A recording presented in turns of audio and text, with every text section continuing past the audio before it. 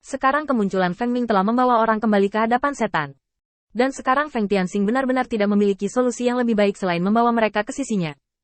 Sekarang hal-hal dalam lingkup pengaruhnya tidak berfungsi. Jadi Feng Ming dan yang lainnya tidak punya tempat untuk kembali.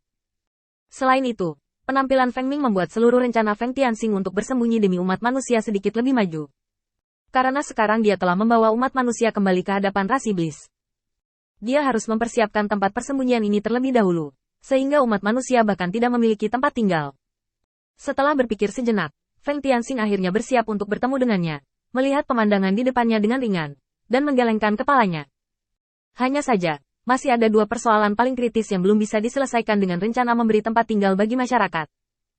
Salah satunya adalah bagaimana membiarkan informasi tersebut mengalir ke telinga umat manusia, dan yang kedua adalah bagaimana menemukan identitas yang relatif sah bagi mereka, sehingga mereka dapat beroperasi dengan damai di tempat yang berada di bawah kendalinya, tanpa tertangkap dan disalahgunakan oleh ras setan. Kedua masalah ini diselesaikan, dan umat manusia dalam yurisdiksinya dapat berdagang dan berkomunikasi dengan tenang, dan bahkan berkomunikasi dengan ras iblis. Setelah berpikir sejenak, Feng Tianxing masih gagal menyelesaikan dua masalah terbesar dan paling kritis ini. Sepertinya kali ini aku harus melakukan sesuatu di pihak gubernur. Setelah memikirkannya, Feng Tianxing mengesampingkan rencana umat manusia untuk saat ini. Selain umat manusia, perdagangan sutra Feng Tianxing saat ini sudah mulai terbentuk. Dan melalui efek tambahan dari perdagangan sutra, Feng Tianxing juga menentukan beberapa hal. Sebenarnya ada permintaan besar untuk hal-hal rumit ini di dalam ras iblis, tetapi mereka tidak memiliki pengalaman seperti itu. Sebelumnya, mereka tidak punya pilihan untuk pamer. Sekarang Feng Tianxing telah berdiri dan memberi mereka kesempatan seperti itu. Saya tidak sabar untuk mulai memamerkan kekayaan saya. Terutama di eselon atas ras iblis, sutra digunakan sebagai mata uang yang bernilai tinggi. Dari sini saja, terlihat bahwa ada banyak sumber daya di tangan eselon atas ras iblis, tetapi tidak mudah untuk menunjukkannya. Oleh karena itu, luncurkan beberapa hal serupa untuk mengedarkan sumber daya dari tangan mereka ke tangan mereka sendiri. Dengan cara ini, Feng Tianxing, seorang individu, memiliki kualifikasi untuk bersaing dengan iblis besar. Mengandalkan banyak kemewahan dan banyak bonus, sumber daya iblis dikosongkan. Jika Anda menukar sumber daya dengan banyak hal yang tidak Anda miliki, iblis pasti akan kekurangan celana. Ini membutuhkan Feng Tianxing untuk melakukan pemasaran yang cermat. Sekarang batu loncatan diletakkan di atas mobil terbangnya, itu bisa dimanfaatkan dengan baik. Saat dia sedang menghitung biaya dan berapa lama waktu yang dibutuhkan untuk barang-barang mewah di tangannya untuk mengosongkan warisan iblis, tiba-tiba, sebuah cahaya melintas di benak Feng Tianxing. Bukan hanya iblis yang perlu membuat barang mewah ini, pencapaian mereka di area ini juga terbatas. Bagaimana jika umat manusia diubah? Di antara sejumlah besar budak, ada beberapa bawahan yang telah mengolah diri mereka sendiri, dan tidak akan ada iblis yang makan terlalu banyak. Selain itu, Feng Tianxing memiliki alasan yang dapat dibenarkan di pihak Demon Rache.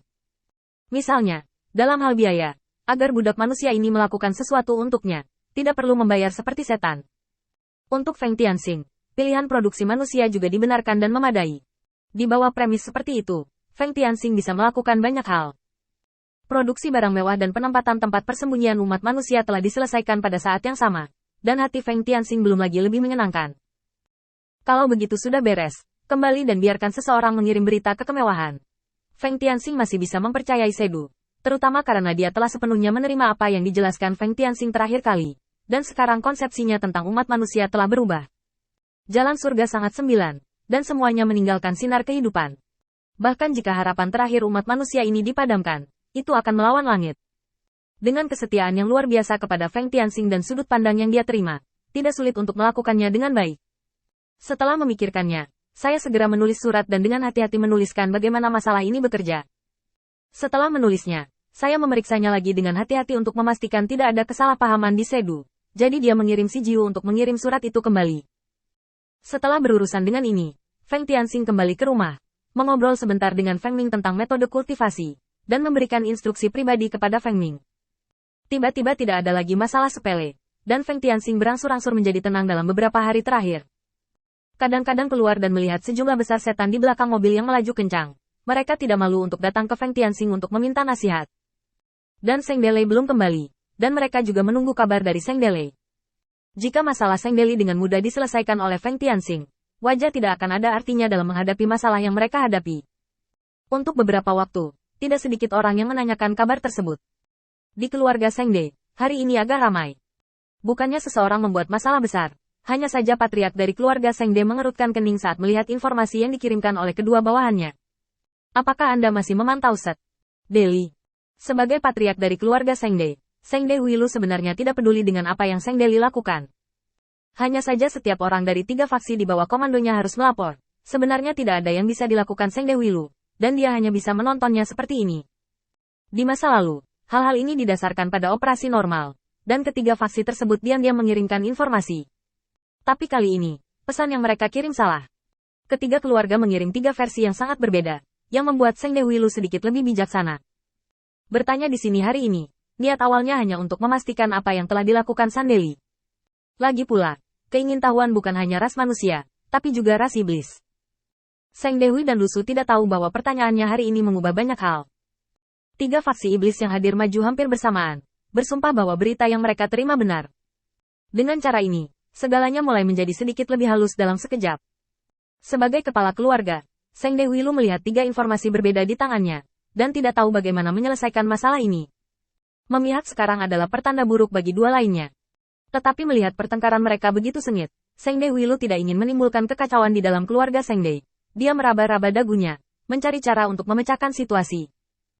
Sejak perselisihan kontradiktif dimulai, itu adalah informasi yang salah, dan kebenaran akan diketahui dengan mengikuti penyelidikan. Tetapi dengan cara ini, hal-hal akan menjadi tidak terkendali, dan akan ada bahaya tersembunyi dalam keluarga. Oleh karena itu, untuk memberantas rangkaian masalah ini dari sumbernya, dan untuk memadamkan konflik ini, saya meraba-raba dagu saya dan merenung sejenak sebelum saya mendapat ide di hati saya.